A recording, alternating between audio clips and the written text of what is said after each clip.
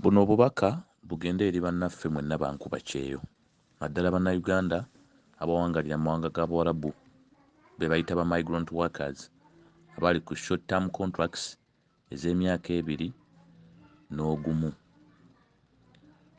Twakizudde ensonga lwaki gavumenti teyagala kuturecognizinga oba okuwuliriza ebyo tulaajana ng'abakozi. Twazudde ensonga lwaki,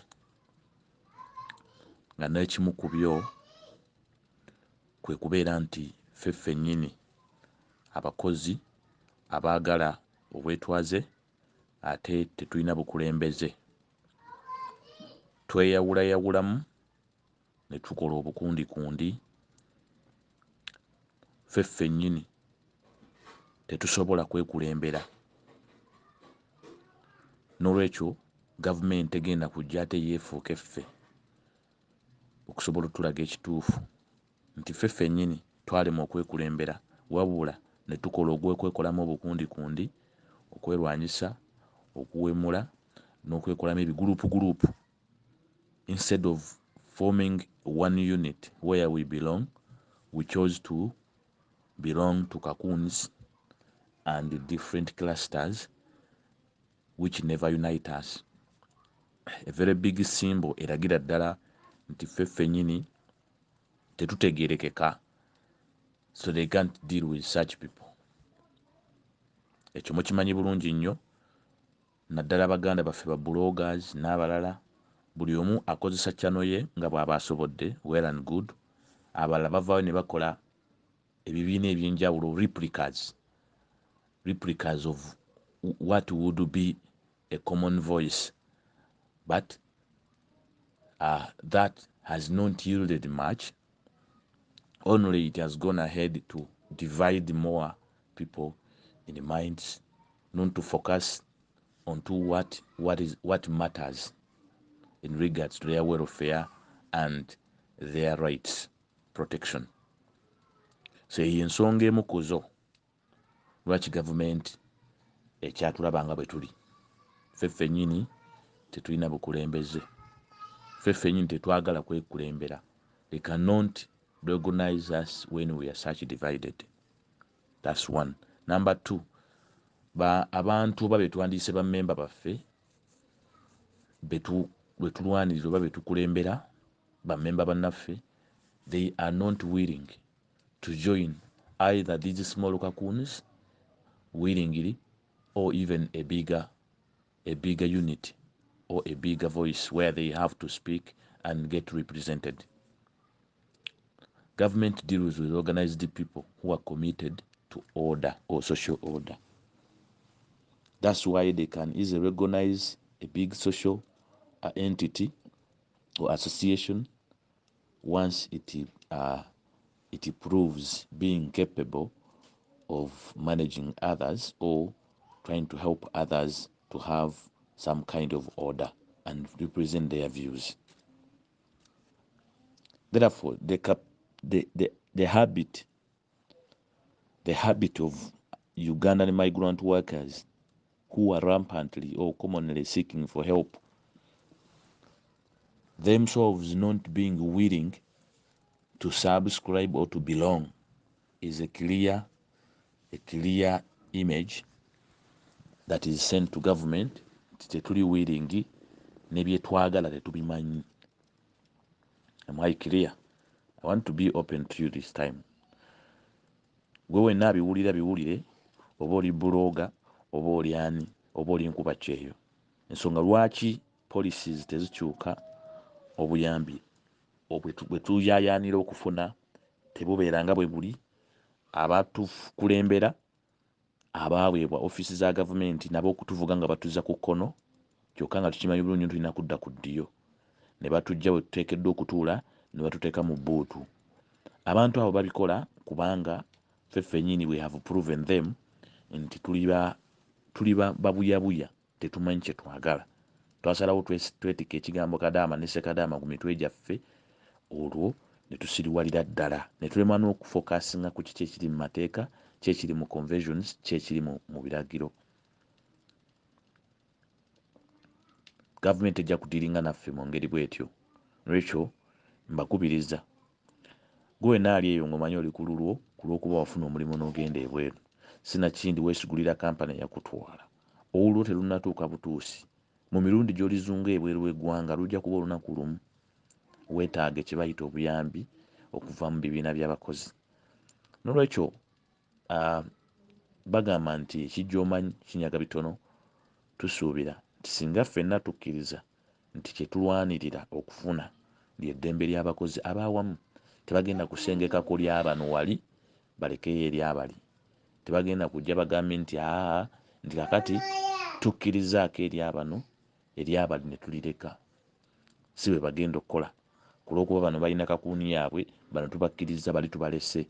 They can only accept that when we all speak together and loud up our pains, loud up our interests to them, we collectively bargain without okuddaawo okwefuula nti buli omu alina akafi kalwanira oba akafo kalwanira okubeera ng'abawa mutawaana.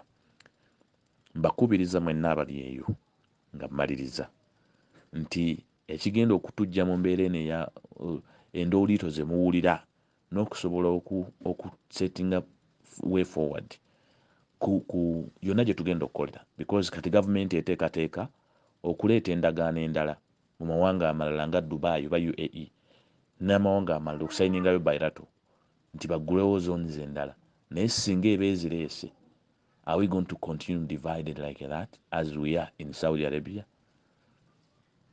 Oba tuli ready okukola obukulembeze obwawamu bwe tujja okutunuulirizanga ensonga zaffe n'okubeera nti buziremerako paka okuziggusa?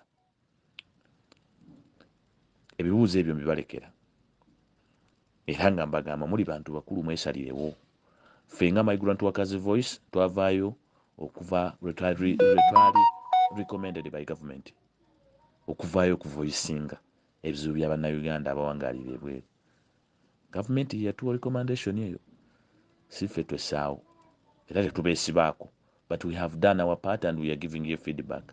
So it's up to you to choose to go and join your neighbor's home, you belong there, or join anyone you find on the way. Belong in any group you want, but I'm telling you, you are as good as procrastinating or wasting your time, that all what you want to achieve may not come very soon, not even at all, because ekisobola okutukyusiza embeera gye muwulira, okunegotiating emisaala ne giba bulungi, ffe kwe kuvaayo ne twogera olulimi lumu ate nga tulina obukulembeze. Then recognition comes from there. Without that tall stand, forget. You are just fooling your colleagues in that small initiative you are starting, or group or clique or whatever you are trying to start. You are just wasting or eating in regurgitations or things that were already propagated. So you are just dancing a dance that was already, kiringana okuvaayo n'ozina chaka oba like Dubai oba ebintu abantu ba legend bye baateekawo, and you come to sing the same thing.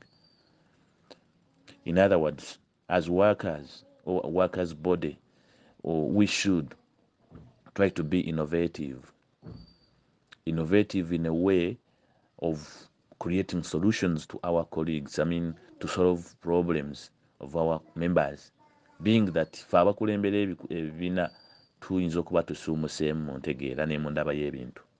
Then therefore there is no reason why we can be divided until we lose focus. Just like our members or some of our members who completely lose focus about their contracts, and then they turn to drive using a side mirror, not a driving mirror, but a side mirror. Can you imagine? One fails to drive using the front glass and the driving mirror, which is the focus, and then this person decides to peep his head or his neck into the side mirror. She doesn't see where she's heading. omuntu oyo avugira mu side mirror tomusuubira asobola okulaba gy'alaga. Amaaso jjukira agatadde eno atunulira bivaayo, atunulira history we, be bannaffe be muwulira abo abafiira ku mawanga ng'alaajana kuddaka, nga ye ekifo ky'okusolovinga obuzibu bwa contract gy'alimu agende mu maaso asaba kuddaka na kumuziza ku ofiisi. Such people are driving using a side mirror. Era atunula mu side mirror ye bw'ati, tafokasinga ku future, tafokasinga ku kiki kyali mu kuvuga essaawa eyo nti I'm in a contract, siteekeddwa kusagaasagana. They don't focus on that. I'm in a car, I'm driving this car, I must focus where it is heading, not to look at the history or the side mirror of what is coming. They become so fearful of what their homes are than what they can face or the repercussions of their decisions within the ongoing contracts. Everyone look into that. So when people come to help, some of you as traffic officers who choose to come and help in your own cocoons, because even traffic officers coordinate. They coordinate. Not everyone forms a trafficking whatever stop. It is coordinated. So some of you who choose to come and help these workers who are complaining along the contract, you happen to also mislead them, thinking that when you call the embassy, we shall call so and so, we shall call and so, yabajja ayingire mu nsonga zo. Calling so and so, ayingire mu nsonga zo. Ensonga ki zayingiramu, and at what time? Is he the right person to really defend you? Is he the right traffic officer? Because anyone can stop a car along the way or can intervene into an overspeeding vehicle and stop it. But how? Even if it is not overspeeding, stopping a car may not need only traffic officer. Even thieves can stop it. So just know nti mu lugendero olw'obukozi olina ebintu ebimu bigenda okukulemesa okwagala okugenda mu maaso. But when you are stopped, when do you have to stop? Who do you stop to? And when you are stopped, do you stay there afterwards? What happens? How do you fight within any situation along that road you are taking to make sure nti toluzinga focus, tosazaamu lugendo lwo? How come nti gwe bw'obanga omaze okuyimirizibwa officer alina by'acheckinga or whatever challenge you may face at work, you eventually want to drive back, you want to turn back. Your answer in your mind, abadde agenda e Masaka ng'otuuse mu Mabira, bufuna abasirikale ne bakuyimiza ne bakugambako ekikujjira mu bwongo bwo, nfuna bulungi, mpulira mbikooye, bino ebyokugenda e Masaka mbikooye, kanvuge enzire e Kampala. Are you stupid? I'm sorry to say. You have already made a decision to drive all the way through those different areas to Mabira.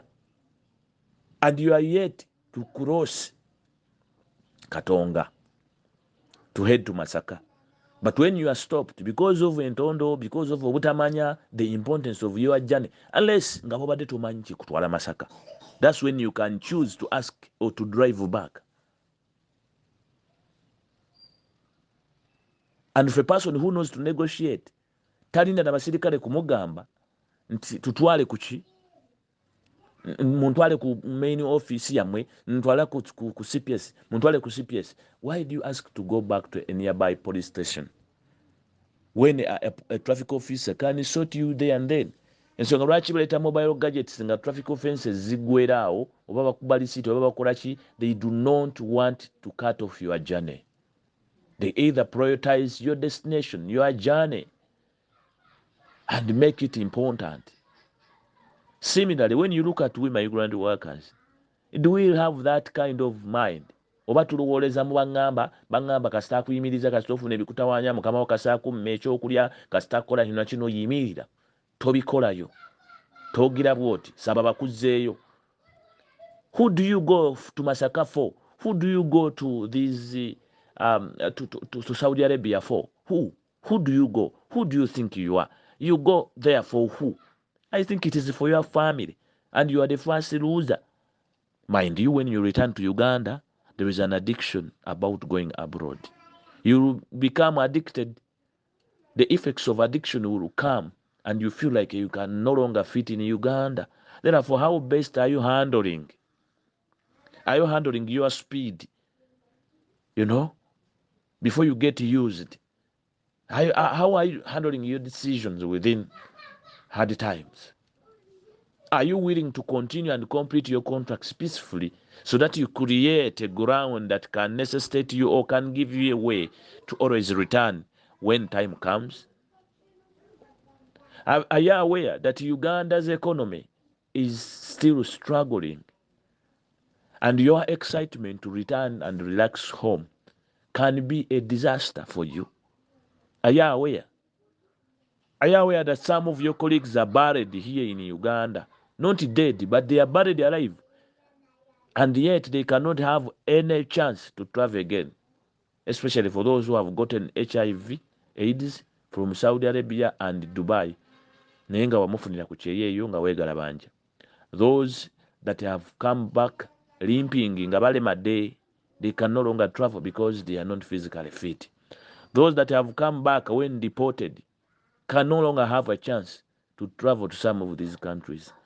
What they can only do is to figure it around and be trafficked.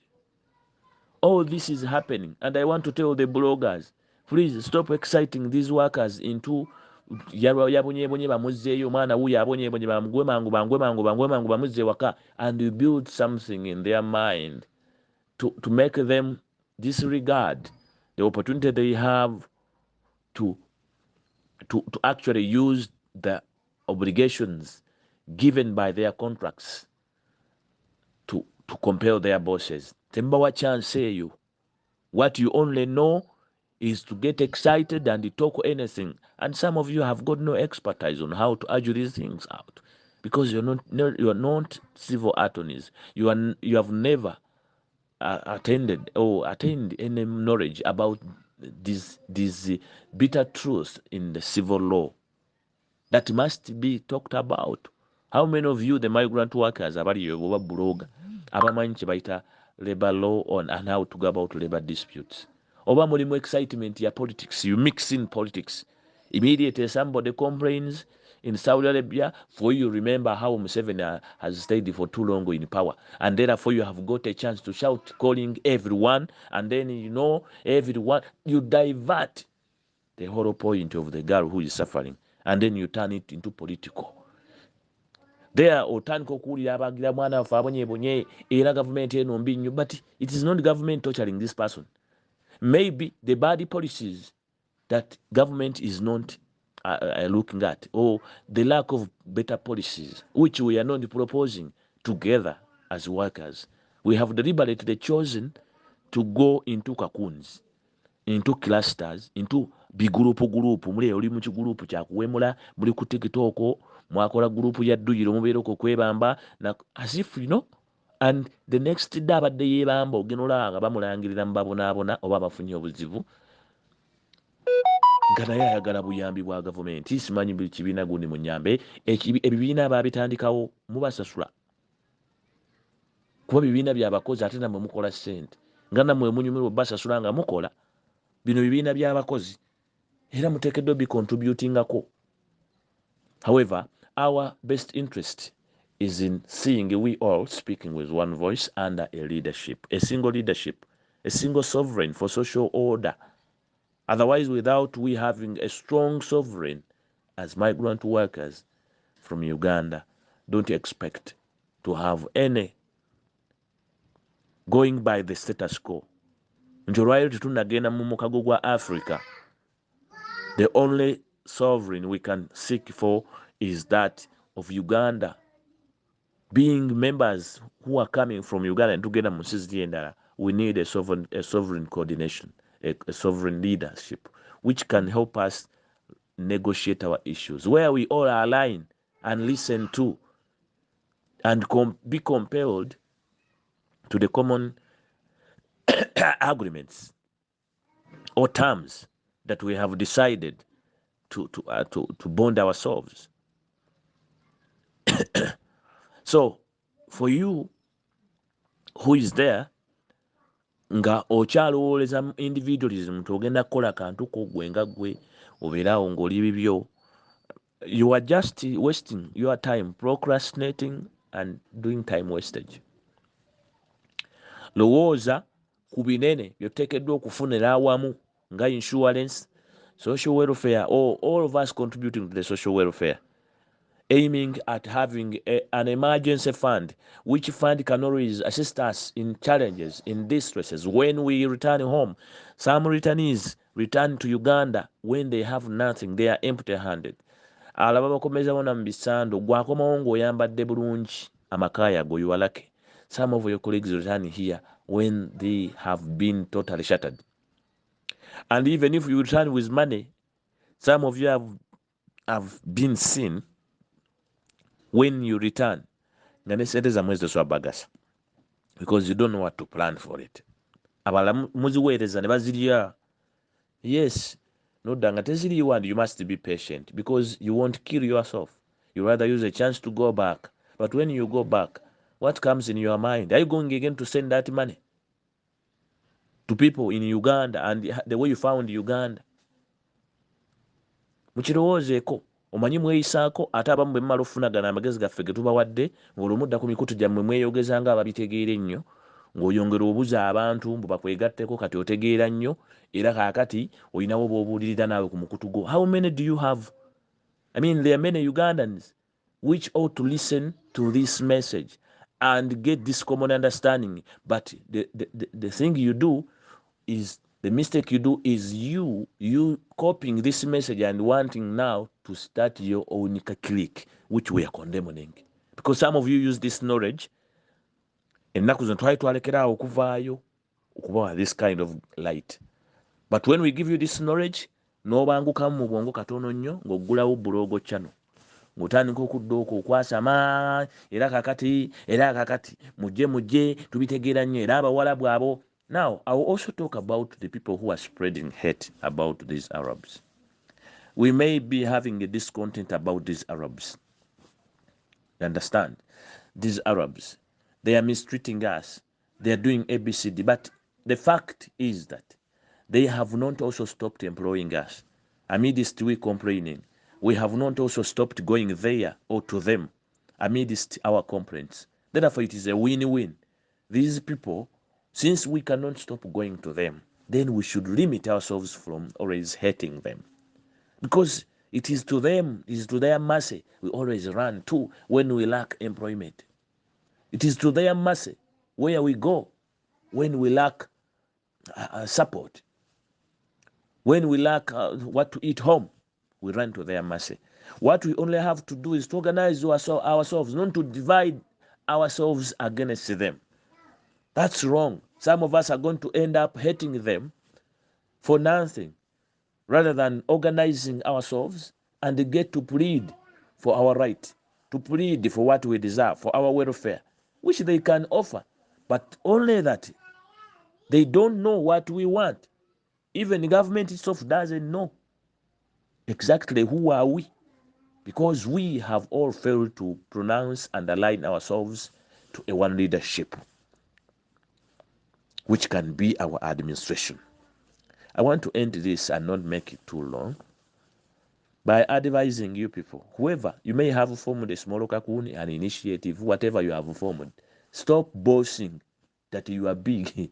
You are not. It's not about being big or competing with anyone whom you share interests. Power comes from your unity, but not dividing into small cocoons or wanting to assume the regurgitations. What has been already said several times, and you're also repeating it into the same, using the same approaches. Then you are doing nothing. You will look irrelevant. We call upon you to use this time, when government is looking up and down, to find a way, because they are also having their own failures, which they haven't. Waliwo ebintu bitulina okubanja nga joint technical committee n'ebintu ebirala bye batusuubiza nga bamaze signing endagaano. We have never had any sitting again since. But do you expect them to remind themselves when it's not you? Oba mulowooza buli omu agenda kukozesa akamooli ke mw'abayogerera? Nammwe bankuba kyeyo, ssekinomu mwegatte oba weegattira mu kibiina kiggwamanyi, but I'm telling you at the end of it all ebyo ebibiina mwe mwegattira biteekeddwa okuba n'obukulembeze bumu. That's one. Number two, nammwe abakozi muteekeddwa okuba n'omukulembeze oba abakulembeze abamanyikiddwa nga bammwe baawamu. So si nze ate ndi wakiwayi ky'ekibuli, ndi wakiwayi Kampala mukadde, Juma Zukuuli, mujja mmaliza mulwana nga mulwana within yourselves and you actually lose focus. Nga mulaba abasiraamu nti gye bakoma okweyawula bumu, ffe tuli beeno ffe tuli beeri, bamaliza nga bali awo as if bonna tebasavinga Allah. What makes them divide? Nga bonna bagenda mu mugo gwa ntaana. Onfuna bulungi? So kati mmwe mukole ebyo byonna bye mukola, beera ne kakuuni n'oyo mukama wammwe oba yenna mwino oba chairman oba yeeyita president oba yeeyita atya, byonna byonna bye yeeyita, oba senga munnyo oba sengaani yenna gw'oyita mu guruupu yeeyo gye muli, beera naye. Era nkimanyi bwe banaawulira buno olwakaga kana akasajja kaatutama anti kayingirira ensonga zammwe ate nga kakwata ku mabango gammwe, ku bituufu bye mukola ebitasaanidde kuba bye bizza emabega eddembe ly'abakozi.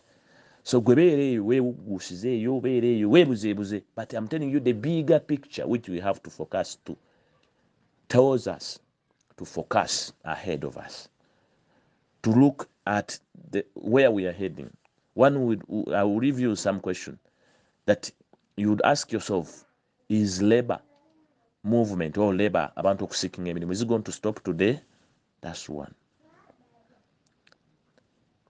Abantu bagenda lekerawo olowooza okuseekinga emirimu? No. Number two, abantu okubonaabonera mu bukozi, will it stop today? It won't. Even here in Uganda, people are having challenges at work. Ababosi baabwe babakola ebintu. But how to reduce it? For Uganda's case, based in Uganda, government recognized the leadership of a certain entity, which is one, and this joins all Ugandan workers. They may have formed their small downer circles, but these entities still, at the end of it all, they come to join into a body called the National Organization for Trade Unions that unites Uganda, the Ugandan public servants. So these Ugandan public servants, wherever there are issues, they stand up and take an industrial action in an orderly manner, demanding government to give them what they ought to have. And you have seen them several times getting at the winning side because of their being organized, because of having a social order. They have got rules that govern them. They have got union where they subscribe, where they all unite and form up a national coalition which helps them to negotiate. How about you migrant workers? Mugenda sigala mbuka kuno bagenda kusigala mu kigurupu kya WhatsApp ekyo kyolimu ne banno, kigurupu kya company. Nja kubiyita bigurupu bya company because it cannot represent you. Now that is a foolery.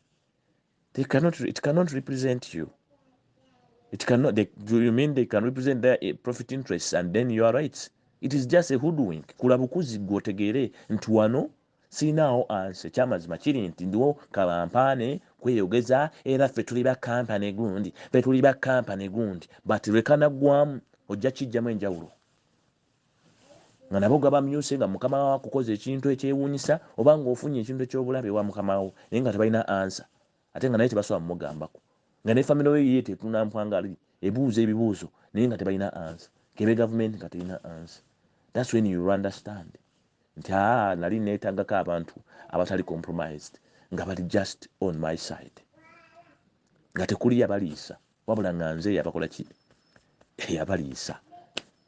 Let us compromise on you and do not compromise on other people. Nobody is going to run your body apart from you joining it and accepting to be part. According to the Trade Unions Act, trade union members or people who join unions, they are supposed, like in public service, they're supposed to remit a cut-off of 1% of their salary. For you, it's not the case. 1% of their salary is remitted to their union in driving their work activities or their collective arrangements, to defend them, to align policies and support and watch and look at their welfare. Why these public servants continue remitting monthly to their unions, and for you, you cannot. Yet you are even earning more than these Ugandan public servants. Some of them, you earn better. And for your case, you have a short-term contract, which is going to expire tomorrow. The next day, you become desperate. So when somebody calls you for social welfare cause, where you can create a soft landing, within your 2 years, you be party to the social welfare, which is subscribed once, it becomes hard for you to understand. You feel like they're cheating you. That is the poor and lousy mind. So I want to send this strong message to you all. Yes, kubanga I don't have influence. Nobody pays me. Nobody does ABCD. That's why I don't care. The day you will start paying us, maybe we shall be meticulous about what we put out.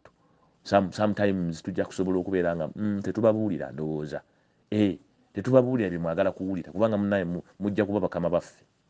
But the fact is that muteekeddwa okubimanya kubanga embeera gye mulimu nzibu. Stop taking yourself that you are desperate. You have what it takes, and especially by your numbers. If companies can take advantage of your numbers, how about you if you unite to use your numbers? Think about it. That if you wanted to support anyone, I'm giving an example, with a capital of 10 million or 100, whatever you may choose. How many of you Ugandans in Saudi Arabia or even other states? Saudi Arabia alone has almost 200. How about other destinations? If you choose to contribute an equal fee towards an incident or something, how much is that? But most of you are pertained, not because you don't have this money, but because you are used to begging for help. Always you want, when you are in challenges, to call for many people. Many people should unite about your problem. Omwana afunye ekizibu naye twegatte, tweyambe mwenna muveeyo, mulekaane. Omwana bamuyambe, bambi bamuyambe. Kumbe babuloga banoonya following. Kituufu, following muginoonya. Some of you are driving traffic to make sure you get more follow, share, follow, share. But these vulnerables will not benefit from follow, share.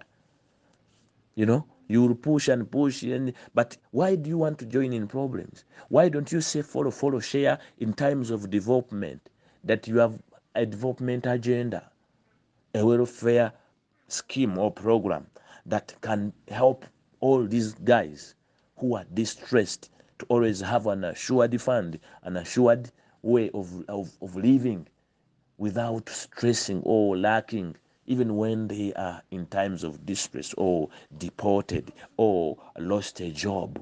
Because at one time, you are going to lose this job. You're going to lose it. Gugenda kuggwaawo mukhanda wange. Ogenda tuuka ove ku kyeyo kuba twaliyo. Gusobola okuggwaawo n'oddeeka. Ewaka wanjawulo. It will take you time for you to get used. You may find yourself bw'oteegendereza ng'ate ozze mu kyobadde ovumirira kuba ekyo kibaddewo. Bakadama ekyo temukimanyi nga kiwavaayo ovumirira bw'otuuka e Uganda n'omala emyezi 3 nga weekangabaza sijja kuddayo babi nnyo. Myezi 3 kutandika okujjako essimu yo neebuzaabuza ku bantu bo, kumba okukuta onoonya atwala akuyamba akutwale mu nsi eddako awo n'okwewola ne weewola, naye ng'oluusi naawe okwewola toyinaawo. Nayo nga toyinaawo wabula ogatta bugasi wenna n'osooka osiiwukira Uganda. But what if you had a fund that is available for you to borrow, for you to always run it to when you need? How would it be? Will it be still hard for you? So mwenna mwesootinge, mwemisiriri nga bala mwine entondo, abaana abawala. Bino si byakabampaane, si laavu. Omukazi gwe nawulira agambye, oba yabadde mukazi wa Seeka, yagamba nze bannaye nakwagala nnyo, omukwano gwonna gwe nakulaga, gwonna ne nkulaga, gwonna ne ngukuwa, genda oguwe nnyoko. Gwe bagambye nti oba wawa omusajja omukwano oteekeddwa mumukola byambyone.